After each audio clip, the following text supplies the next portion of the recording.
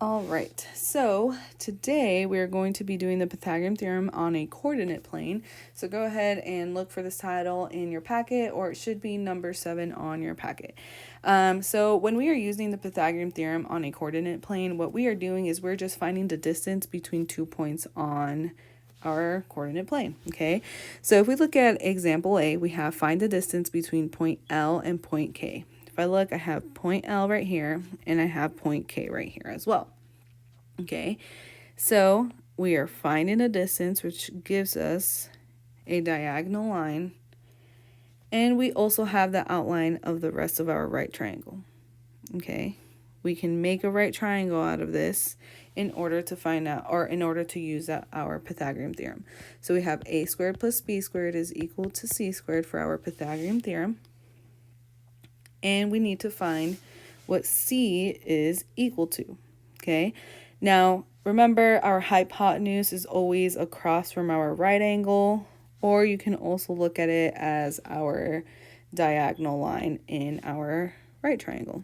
Okay, so I have to find out what the measurements, or how many units, are in between for our legs A and leg B.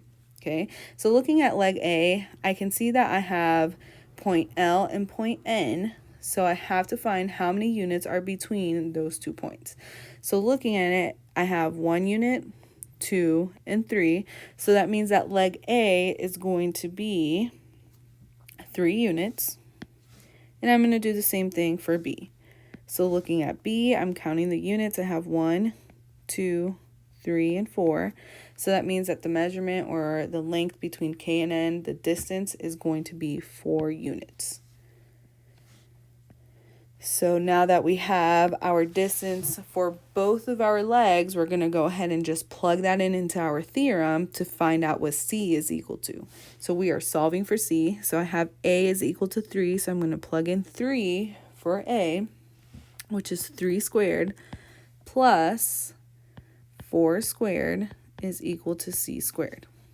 Okay, now following my order of operations, I have to make sure I am simplifying my exponents first. So I have 3 squared, which is 3 times 3, is equal to 9, plus 4 times 4, which is 16, is equal to C squared. Still not done simplifying on the left side. I have to make sure I'm adding 9 plus 16 before I get C by itself. So 9 plus 16 is equal to 25. And now I have C squared. Okay.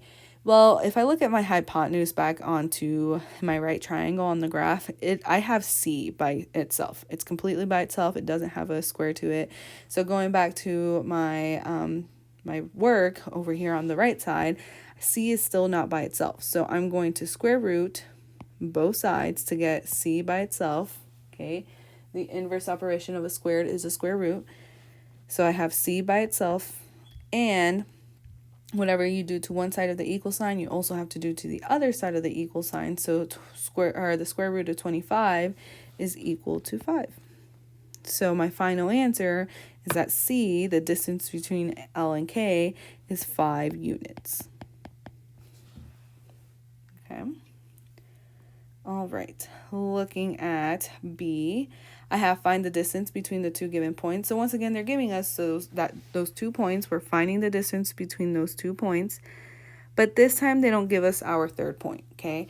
That's fine. All we have to do is just draw the rest of our right triangle in order to figure out, hey, I have my hypotenuse and my 2 legs, okay?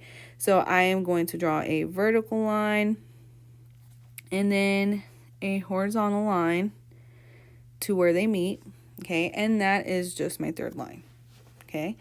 So we are using the same process. I drew my vertical and my horizontal line to find out what my legs are, and I'm going to be using the Pythagorean theorem again, which is a squared plus b squared is equal to c squared, okay? And now I have to find out what the distance are for my 2 legs in order to solve for c. So I have c, which is my hypotenuse. I have a and b. Okay, it doesn't matter which one is A and B, as long as you make sure you plug them in correctly into your equation, okay? So looking at leg A, I am finding how many units I have from those 2 points. So counting from -3 and 2, that point right there, I have 1, 2, 3, 4, 5, 6, and 7. So I have 7 units in between those 2 points, meaning that is the distance between, or for leg A. I'm going to go ahead and erase all of that really quickly so we can do leg B. So looking at leg B, I have to do the same thing. So I'm just counting the units from the 2 points. I have 1, 2, 3, 4, 5, and 6. Okay, so I have 1, 2, 3, 4, 5, 6. That means that my distance for those 2 points, or for leg B, are 6 units. Now I have my 2 legs found for, or identified for. I have the units, so I'm going to go ahead and start plugging that into my theorem. So I have A, leg A is 7, so I'm plugging that in as 7 squared plus 6 squared is equal to C squared. So 7 squared plus, or 7 squared, simplifying that, is 49, plus 6 squared is 36. Remember, 6 times 6 is equal to C squared. We still have to finish simplifying that, which is just adding those 2 numbers, which 49 plus 36 is equal to 85, is equal to C squared.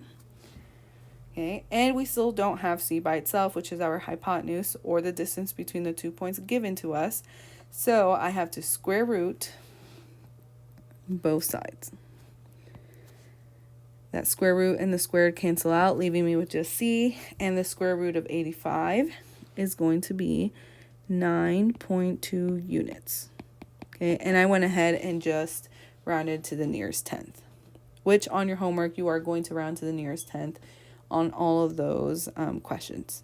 Okay, now one thing I do want to show you guys is if I write the ordered pair for this point, that third one that we found, that one is 4 and 2. Okay, if you look closely, when we talk about horizontal movement, we're usually just talking about our x values. So if you find the difference between -3 and 4, you're going to actually see that, hey, in order to get from -3 to 4, I have to move 7. Okay, it's the same thing as just me counting it. But if you look at your ordered pairs, the difference between moving left to right, here I have -3 and 4. It takes 7 units in order to get to that -3 and 4. Same thing goes for my 2 ordered pairs over here. Since we're moving vertically, we're talking about our y values. So you're going to see a difference between 8 and 2 as well. Okay. All right, and then moving on to our very last question on the notes. So I have a map is laid out like a coordinate plane. Your house is located at -4 and -2. So I'm going to go ahead and remember, in an ordered pair, your first value is always x. So I'm going to start at the origin and move towards -4 and then move down to -2. Plot my point. Okay, and that is my house. And I'm going to go ahead and label that as house. Okay, then it tells me the grocery is at 2 and -2. So once again, you start at the origin, go towards 2 on the x value, and then drop 2, because that's your y value, and that is the grocery. Okay, and then the very last location, which is the mall, is 2 and 6. So I'm starting once again at the origin, moving along your x value, you're going to 2, and then you are rising all the way to 6 for your y value. And that is the mall. Okay, now I have 3 points. You can kind of already see the right triangle here, but they want me to find out what the distance between the house and the mall is. So the house and the mall, I'm finding the distance. That is my hypotenuse, which is C, and my 2 legs, which is just me connecting the rest of my points. Okay, we are using the same process. We are using the Pythagorean theorem. Oops. A squared plus b squared is equal to c squared. Okay, we want to make sure we're writing this down every single time. And I'm going to go ahead and find what a is worth and what b is worth. What is the distance? I did not mean to put C.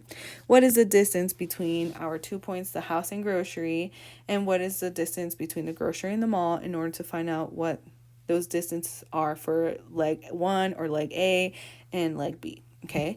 So starting with leg A, I'm going to count the units that are in between house and grocery. So I have house, 1, 2, 3, 4, 5, and 6.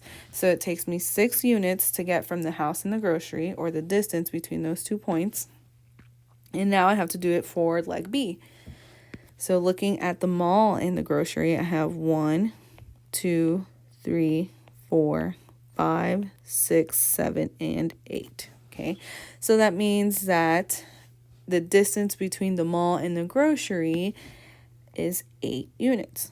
Okay, now that I have the distance for leg A and for leg B, I'm going to go ahead and plug that in. So A squared is going to be 6 squared plus B squared, which is 8 squared, is equal to C squared. Okay, so 6 squared is equal to 36. 8 squared, which is 8 times 8, is going to equal 64, is equal to C squared. Okay, I still have to add our 2 numbers in order to solve for C. So I have 36 plus 64, which is equal to 100. Okay, and now I can solve for C to get it by itself to find out what that actual distance between the house and the mall is. So I'm going to square root my final step, both sides. The square root and the squared cancel out, leaving me with just C, and then the square root of 100 is just 10. So I have the distance between the house and the mall are 10 units. Okay, and write your sentence. The distance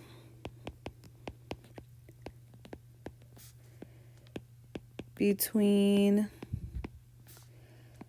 the house and the mall